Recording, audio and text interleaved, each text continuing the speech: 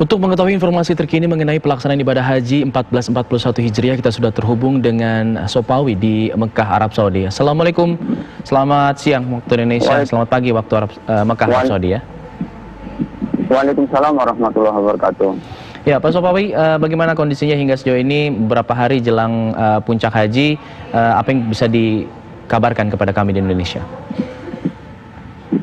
Yang pertama saya ingin mengabarkan bahwa alhamdulillahirrahmanirrahim menjelang pelaksanaan ibadah haji tahun 1441 Hijriah atau 2020 ini, kota Mekah cuacanya cukup sejuk. Ini di pagi hari yang biasanya terik, sekarang mendung, bahkan ujaran semilir, cukup sejuk sekali. Dan tadi malam juga terjadi hujan di kota Mekah Al-Mukarramah ini. Dan menjelang pelaksanaan ibadah haji ini juga tentu saja kurang 2 hari, ini tanggal 28, 29, nanti 30 adalah puncak daripada inti pelaksanaan ibadah haji, yaitu rukun haji di Arafah sana. Nanti para jemaah haji melaksanakan wukuf sana. Kemudian besok adalah tanggal 8 Dzulhijjah, jemaah haji itu sudah akan mengambil mikot di Qarn al-Manazil di Sa'il Kabir di wilayah Taif sana. Kemudian jemaah haji nanti untuk berikutnya tanggal 9 melaksanakan wukuf di Arafah, dan tentu saja sekarang sudah siap semuanya. Ya, Pak Sopawi, kita tahu kan jemaah haji tahun ini dibatasinya 1.000 orang. Kalau dari sepengetahuan Pak Sopawi, apakah ada jemaah haji asal Indonesia juga yang menjalankan haji pada tahun ini? Ibadah haji tahun ini diikuti oleh 160 negara. Tentu saja harus melalui prosedur, yaitu pertama mendaftarkan secara online, kemudian tentu saja bagi yang lolos mengikuti jemaah haji ini secara ketat sekali dan disaring secara transparan.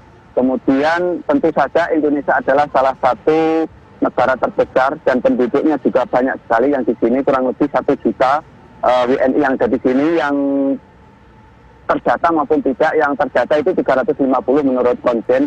Dan tentu saja ada warga negara Indonesia yang mengikuti pelaksanaan ibadah haji tahun ini. Proses seleksinya itu seperti apa, Pak?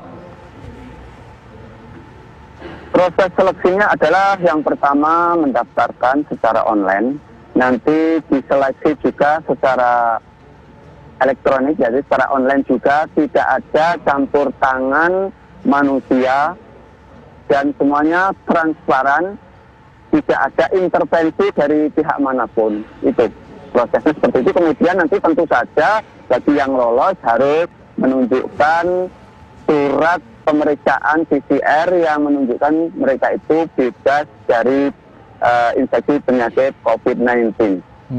Kalau pelaksanaan haji di masa-masa normal kan biasanya jamaah haji dikelompokkan berdasarkan negara. Nah, kalau sekarang ini seperti apa, Pak?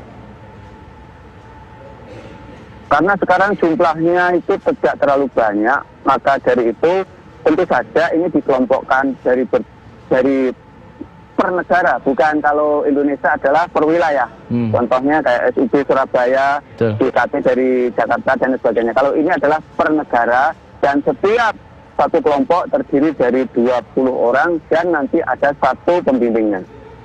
Oke, artinya kalau tadi Pak Sopawi mengatakan ada 160 negara, artinya tiap negara hanya diperbolehkan mengirimkan atau 20 orang saja begitu? Atau seperti apa pembagiannya?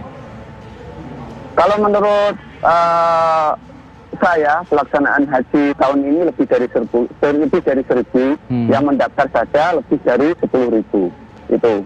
Maka dari itu lebih dari 1.000 menurut saya. Oke, kalau kita sekarang bicara masalah kondisi di Masjidil Haram, apa yang menjadi perbedaan mendasar dari sebelum pandemi dan juga saat pandemi saat ini?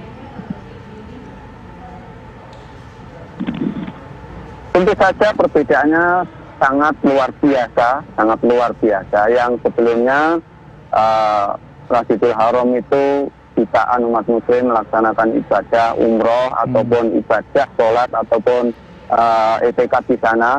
Setelah bulan Maret kemarin itu terjadi pandemi dan berikutnya jamaah umroh di stop, kemudian Masjidil Haram prosesnya itu ditutup, dan itulah mulai diadakan pembersihan secara ketat. Bahkan kita tahu sendiri Ka'bah sempat ditutup beberapa hari seperti itu, dan sampai sekarang pun prosesnya bertahap. Tadinya itu para pekerjanya itu, sebetulnya pekerja Masjidil Haram itu totalnya ada 9.000 orang, dan ketika awal-awal pandemi itu yang ditugaskan hanya 300, yang lainnya di karantina. Yang lainnya itu petugasnya itu di karantina, dan yang bertugas hanya 300 orang. Dan saat ini menjelang pelaksanaan ibadah haji ini diturunkan semuanya full, sehingga setiap shift ada 2.000 pekerja yang bekerja di Masjidil Haram untuk membersihkan Masjidil Haram. Itu terdiri dari kebersihan, teknisi, dan lain-lainnya.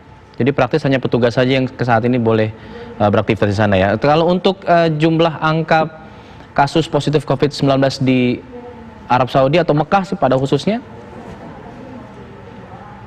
Di Mekah saat ini kisaran di bawah 200, di seluruh Arab Saudi kisarannya 2.000. Alhamdulillah saat ini sedang menurun, yang sebelum-sebelumnya itu sampai memuncak sampai 4.000. Oke, baik.